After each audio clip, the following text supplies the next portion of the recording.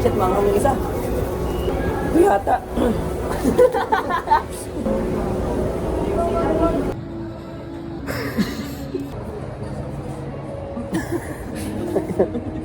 Ito, food coma sa ano kanina. Ano?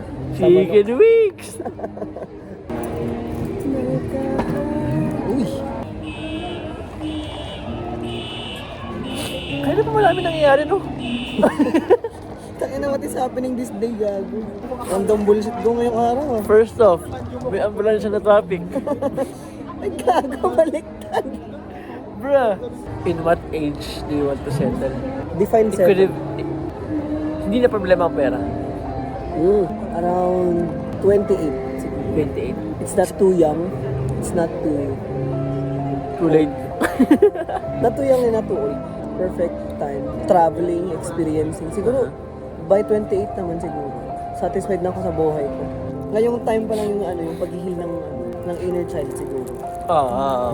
Now that you have the ability to do what you want and to buy what you want. The small side, what does he want? Grown-ass man side. Ang gusto niya ngayon, syempre Japan. Pero, small side, wala kayo. Parang wala. Nakuha na niya. Nakuha niya na yung gusto niyang makuha. Kasi hindi naman ako dati talaga maluko na satisfied na ako sa mga small na bagay niya. Feel ko na fulfill naman na ng younger self ko yung gusto niya makuha. Ikaw ba? Di pa. Hindi siya material eh. Ano siya? Feeling? Like what? Gusto ko pa mag-travel lang sobra. Ito lang sa Pinas mo. Kasi nung bata-bata pa ako, hindi ako pwedeng sumama. Or hindi ako makasama kasi wala akong pera. Do you think 10-year-old Sai is proud of 22-year-old Sai? Yes, of course. Kasi, tingin mo kapag nakita ka niya, eh, shit, ang cool naman nito. Oo. Okay. Paano mo nasabi? Kasi dati talaga, gusto ko talaga, mostly sa art talaga. Nung high school kasi ako, gusto talaga maging tattoo artist. Ako kasi ngayon, hindi ngayon ako naman ng interest sa mga hobbies ko. Stay strong. Ano pa rin? May fire pa rin. May fire pa rin siya. Ikaw ba? Si Lord It ba ay proud sa'yo? Proud na proud siya ngayon. He is very proud of what I have become or what I am becoming. Traveling mostly. When I traveled with somebody, it was all my money. I did not ask for my parents' money. I didn't ask for anyone's help. It was so fulfilling and freeing. And it's so inspiring that I have the ability to do that now. That's why my Jit was very proud of me, I think. And tattoos. When I was in elementary, my mom used to beat my ass all the time. Gusto kong gawin yung school. I felt so cool. Med tsaka cool. Sometimes even there's dicks on my hand. And muscle. But I felt cool. Cool, because there's something There's there. something there. I was a scrawny ass bitch child. I looked like a lollipop when I was young. I had big head and small body. Terrible haircut. But when I had that, I felt like I was gaining more. So I think Rosjit Rosjit is really proud. super proud of me right now. And I'm getting what he wants. I can get what he wants. Okay. I have the ability to, if he asks for something, I will just think, do I deserve this shit right now? If not, I will just work for it for a while. But if I do, I will buy it. Gusto ko lang din i-break up to. Let them. What I realized when I read Mel Robbins' book, we destroy our day because we hunt other people. We give them control of our lives. Parang binibigyan natin sila ng power na i-control tayo with their little things na hindi naman tayo apektado. Why would you worry about the things that you cannot control? Kahit magsama-sama lahat ng tao sa buong mundo, hindi nila kayo magtigil ng typhoon. Kaya parang situation ko ngayon na medyo rough. Yun na, parang pinapaulit-ulit ko na let them disrespect me. Let them do what they want. But let me respond to what you did. Sa akin naman, ano kayo siya? Kung ayaw, parang hindi na kayo parang ako para pilitin sila or... Kasi dati ganun ako eh. Mapilit ako. Tapos ang lakas ko maghabol. Ang lakas ko maghabol. Kaya ngayon, kung ayaw mo, edi... Okay. Meron kasing fine line sa paghahabol eh. Kung kailan ka dapat maghabol. Kasi for fuck's sake, ang tanda na natin. Tapos kunyari papasok ka sa isang relationship. Tapos gusto pa ng isa nagpapahabol consistently. Instead na pag-usapan ninyo, parang do we have time for this? If they wanna stay with you, they're gonna do their best to communicate their feelings with you. You're gonna have to talk about the difficult times. the hard conversations, the hard to swallow pill type shit. But if they're not ready to do that, it speaks more about their character or their maturity. Sinabi ko to sa isang friend natin, an argument is not a place to win. It's a place for curiosity and communication. Kasi imagine mo to, argument kayo kunyari ng baby mo. Tapos ang goal ninyo is manakalo ka. Nanalo ka mo. Pero yung tayong dalawa, talo tayo. Nanalo ka nga, pero at what cost? The price that you got, contempt, di na kayo nag-uusap. Yeah. May dumi na. May May dumi. stain na sa relationship mo kasi instead of communicating, you choose to win. Doon talaga matitest yung relationship.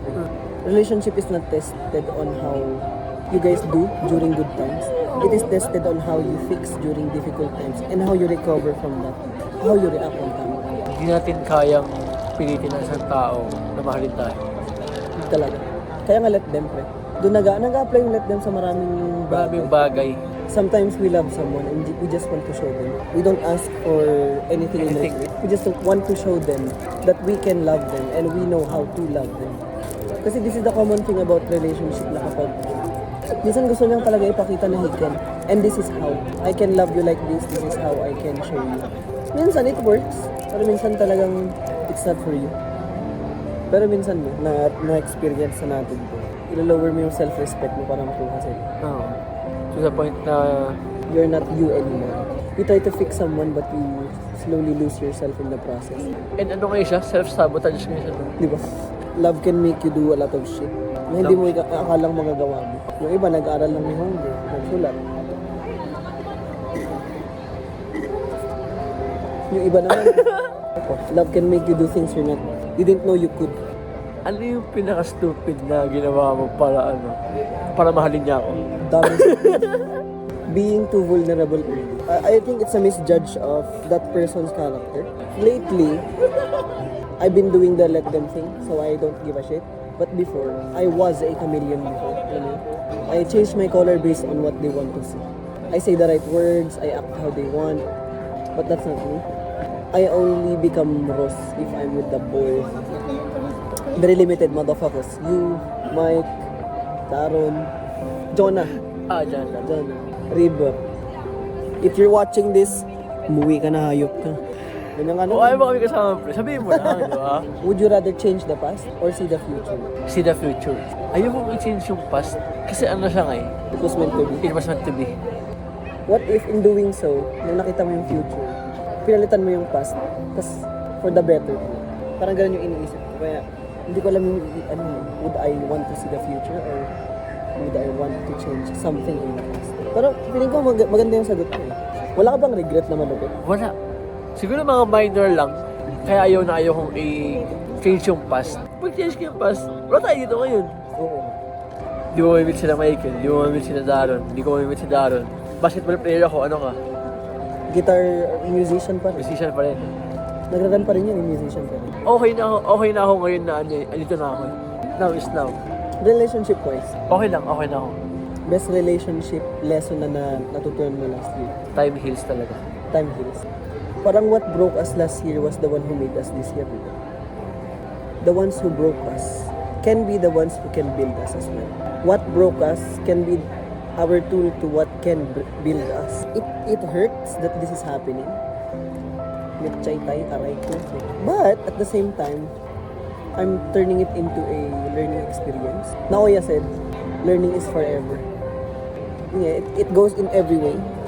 Relationship, life, family, with the combination of let them. So far, although I'm going through this bullshit here, I'm learning something.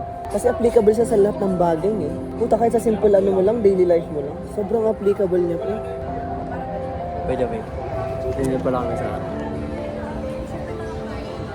bruh. Hihlan bro. Hihland. Divorced dad. Cool unks. Cool unks. Nag-closing na ito ng isa. Hindi pa gawin. Ano siya? Ayaw ko gawin. Closing! Taka na. May nahawakan akong basura juice. Tikman mo nga. Ayo! Kimo. Masarap siguro mag-vlog ng ganyan. What's stopping you? Nothing. This is us.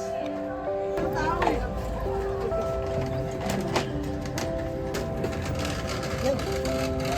Yan. Bye-bye!